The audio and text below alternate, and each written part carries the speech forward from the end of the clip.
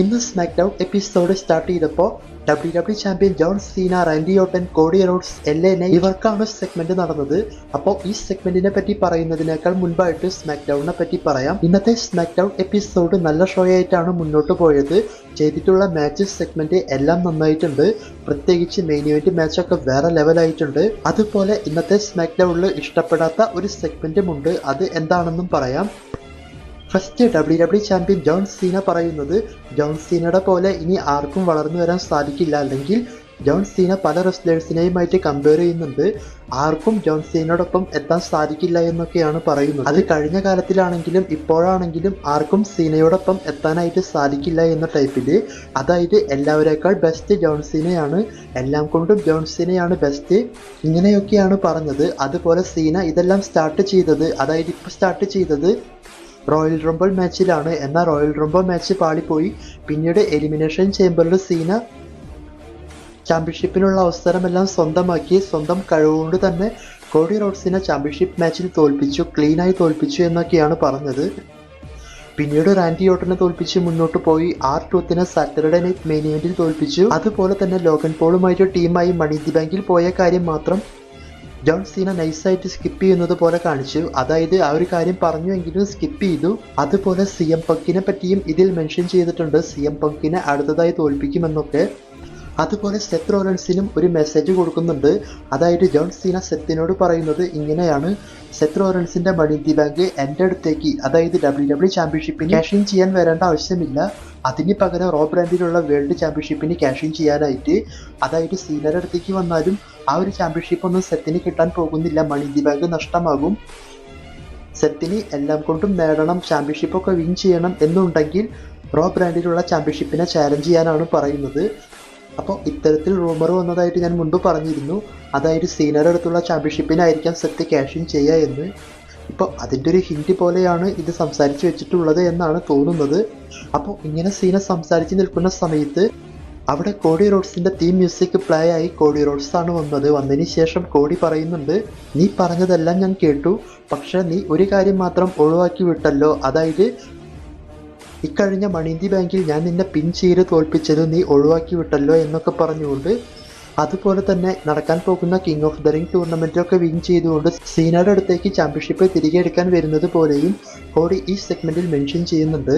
അപ്പോൾ ഇവരിങ്ങനെ സംസാരിച്ച് പോകുന്ന സമയത്ത് റാൻഡി ഓർട്ടൻ അവിടെ വന്നു. റാൻഡി ഓർട്ടൻ വന്നതിന് ശേഷം സീനയുടെ കൂടെ തോറ്റുപോയ കാര്യത്തെപ്പറ്റി എല്ലാം പറയുന്നുണ്ട്. അതുപോലെ കോഡി റോഡ്സ് എൻ്റെ സഹോദരനെ പോലെയാണ്, പക്ഷെ സീനയുടെ അടുത്തേക്ക് സീനനെ നേരിടാൻ വേണ്ടിയിട്ട് കോഡി റോഡ്സിനെയും നേരിടാൻ താൻ തയ്യാറാണ് എന്നൊക്കെ റാൻഡി ഓർട്ടൻ പറയുന്നുണ്ട്. അതായത് സീനയുടെ കൂടെ മാച്ച് കിട്ടാൻ കോഡിയുമായിട്ട് മാച്ച് ചെയ്യേണ്ടി വന്നാലും അത് തനിക്കൊരു വിഷയമല്ല എന്ന്. പിന്നീട് ഇവരെല്ലാം ഇങ്ങനെ സംസാരിച്ച് മുന്നോട്ട് പോകുന്ന സമയത്ത് സീന അവിടെ നിന്നും ഇറങ്ങി ബാക്ക് സ്റ്റേജിലോട്ട് പോകാൻ നോക്കും. എന്നാൽ ആ സമയത്ത് R-Truth വന്ന് സീനയെ അറ്റാക്ക് ചെയ്തു.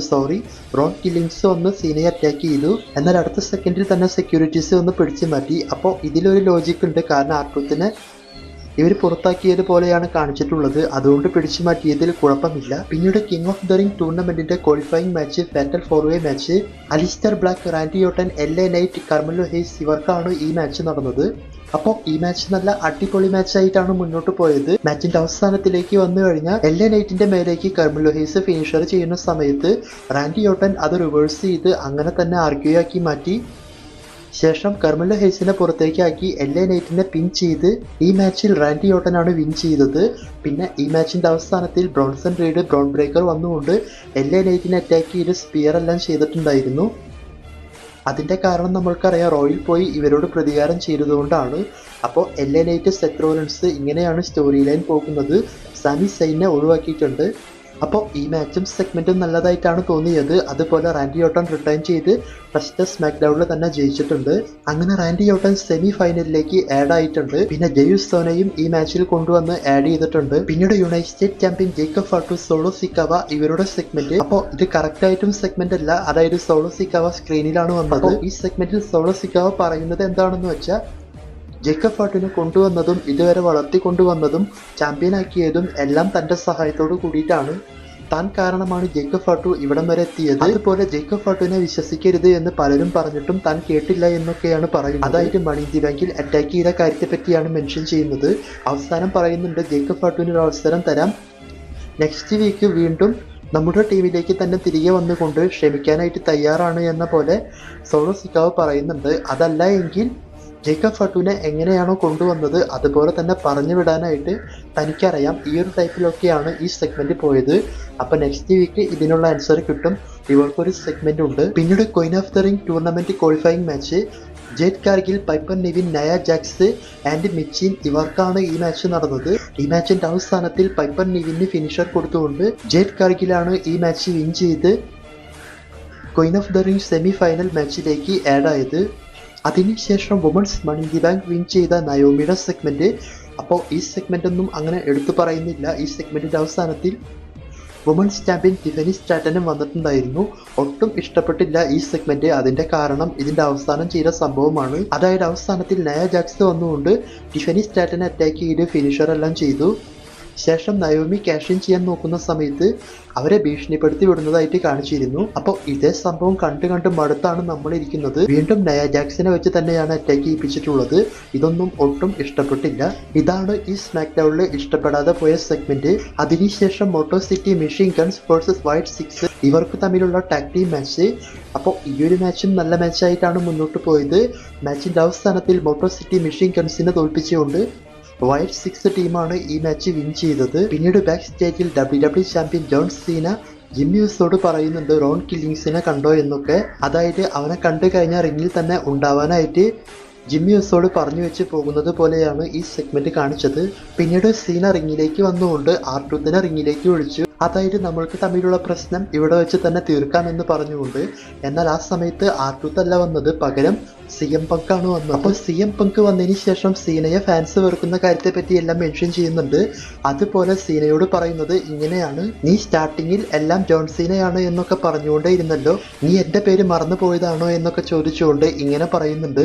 അതായത് ഞാൻ നിന്റെ ഹോം ടൗണിലും തോൽപ്പിച്ചിട്ടുണ്ട്, എൻ്റെ ഹോം ടൗണിലും തോൽപ്പിച്ചിട്ടുണ്ട്. അതുപോലെ തന്നെ നമ്മൾക്ക് തമ്മിൽ നടക്കാൻ പോകുന്ന ചാമ്പ്യൻഷിപ്പ് മാച്ചിൽ നൈറ്റ് ഓഫ് ചാമ്പ്യനിൽ ഞാൻ നിന്നെയും തോൽപ്പിച്ചുകൊണ്ട് ചാമ്പ്യൻഷിപ്പ് വിൻ ചെയ്യും. അതിനുശേഷം നിനക്ക് ഇവിടെ നിന്നും പോകാം. ഈ ഒരു ടൈപ്പിലൊക്കെ CM Punk പറയുന്നുണ്ട്. അപ്പോൾ അങ്ങനെ ഈ സെഗ്മെന്റിന്റെ അവസാനത്തിൽ CM Punk അവിടെ നിന്നും പോയതിന് ശേഷം വീണ്ടും റോൺ കില്ലിങ്സ് വന്നുകൊണ്ട് ജോൺ സീനയെ അറ്റാക്ക് ചെയ്തു. ശേഷം സെക്യൂരിറ്റീസ് എല്ലാം പിടിച്ചു കൊണ്ടുപോയി, അതായത് STF ചെയ്ത സമയത്ത്. പിന്നീട് ബാക്ക് സ്റ്റേജിൽ റോൺ കില്ലിങ്സ് നിക്ക് ആൾട്ടിൻസ് സംസാരിച്ചു. അപ്പോൾ നിക്ക് ആൾട്ടിൻസ് ചോദിക്കുന്നുണ്ട് നിനക്ക് എന്താണ് വേണ്ടത് എന്നൊക്കെ. അപ്പോൾ റോൺ കില്ലിങ്സ് പറയുന്നത് സീനയുമായിട്ട് നെക്സ്റ്റ് വീക്ക് മാച്ച് വേണം എന്നാണ്. ശേഷം ഇവർക്ക് തമ്മിലുള്ള മാച്ച് അടുത്ത സ്മാക്ക് ഡൗണിൽ കൺഫേം ചെയ്തിട്ടുണ്ട്. അതിനുശേഷം ക്വീൻ ഓഫ് ദ റിംഗ് ടൂർണമെന്റിന്റെ ഫാറ്റൽ 4-way മാച്ച്. ഈ മാച്ച് നടന്നത് Alexa Bliss, Charlotte Flair, Candice LeRae, Chelsea ഗ്രീനിന് പകരം ആൽബ ഫയർ ഇവർക്കാണ് ഈ മാച്ച് നടന്നത്. ഈ മാച്ചിന്റെ ക്ലൈമാക്സ് ആണ് എനിക്ക് ഭയങ്കരമായിട്ടും ഇഷ്ടപ്പെട്ടത്. അതായത് ക്ലൈമാക്സിൽ ഷാർലറ്റ് ഫ്ലെയർ ആൽബ ഫയറിനെ സബ്മിഷൻ ലോക്ക് ചെയ്ത് നിൽക്കുന്ന സമയത്ത് അലക്സ ബ്ലസ് ആ ഒരു അവസരം ഉപയോഗിച്ചുകൊണ്ട് കാൻഡീസ് ലോറയ്ക്ക് സിസ്റ്റർ അബിഗയിൽ DDT കൊടുത്തുകൊണ്ട് അങ്ങനെ തന്നെ പിൻ ചെയ്തു. അതായത് ആൽബ ഫയർ ടാപ്പ് ഔട്ട് ചെയ്ത് തോൽക്കുന്നതിനേക്കാൾ സെക്കൻഡുകൾക്ക് മുൻപ് അലക്സ ബ്ലസ് കാൻഡീസ് ലോറയെ പിൻ ചെയ്ത് വിൻ ചെയ്തു. അപ്പോൾ ഈ ഒരു ക്ലൈമാക്സ് നന്നായി ഇഷ്ടപ്പെട്ടു. പിന്നീട് CM Punk Cody Rhodes back സ്റ്റേജിൽ വെച്ച് കണ്ടു. അതിനുശേഷം മെയിൻ ഇവന്റ് മാച്ചാണ് നടന്നത്. കിങ് ഓഫ് ദ റിംഗ് ടൂർണമെന്റിന്റെ മാച്ച് നടന്നത് Cody Rhodes, Shinsuke Nakamura, Andrade and Damian Priest ഇവർക്കാണ്. അപ്പോൾ ഈ മാച്ചിനെ പറ്റി നോക്കുമ്പോൾ ഒരു രക്ഷയില്ലാത്ത മാച്ചായിട്ടാണ് തോന്നിയത്. ഫൈറ്റ് ചെയ്ത എല്ലാവരും അടിപൊളിയായിട്ട് ഈ മാച്ച് മുന്നോട്ട് കൊണ്ടുപോയിട്ടുണ്ട്. മാച്ചിന്റെ അവസാനത്തിൽ ആൻഡ്രൈഡിനെ ക്രോസ് റോഡ്സ് ചെയ്ത് പിന്നീട് അത് back to back cross Rhodes ആക്കി മാറ്റാൻ വേണ്ടി നോക്കി. എന്നാൽ ആ സമയം നാക്കമോറ കോഡി റോഡ്സിനെ അറ്റാക്ക് ചെയ്തപ്പോൾ കോഡി റോഡ്സ് നാക്കമോറയ്ക്ക് ക്രോസ് റോഡ്സ് കൊടുത്തുകൊണ്ട് നാക്കമോറയെ പിൻ ചെയ്ത് ഈ മാച്ചിൽ കോഡി റോഡ്സ് ആണ് കിങ് ഓഫ് ദ റിംഗ് ടൂർണമെന്റിന്റെ സെമി ഫൈനലിലേക്ക് ആഡ് ആയത്. അതോടുകൂടി സ്മാക്ക് ഡൗൺ എൻഡ് കാർഡ് കാണിച്ച് അവസാനിപ്പിച്ചു. അപ്പോൾ ഇതൊക്കെയാണ് സ്മാക്ക് ഡൗണിൽ നടന്നിട്ടുള്ളത്.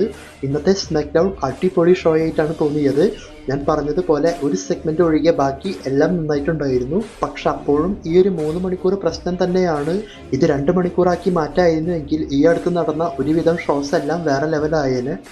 സ്മാക്ക് ഡൗണിനെ പറ്റിയിട്ടുള്ള അഭിപ്രായം കമൻറ്റ് ചെയ്യുക, മാക്സിമം ലൈക്ക് ചെയ്യുക. Thanks for watching.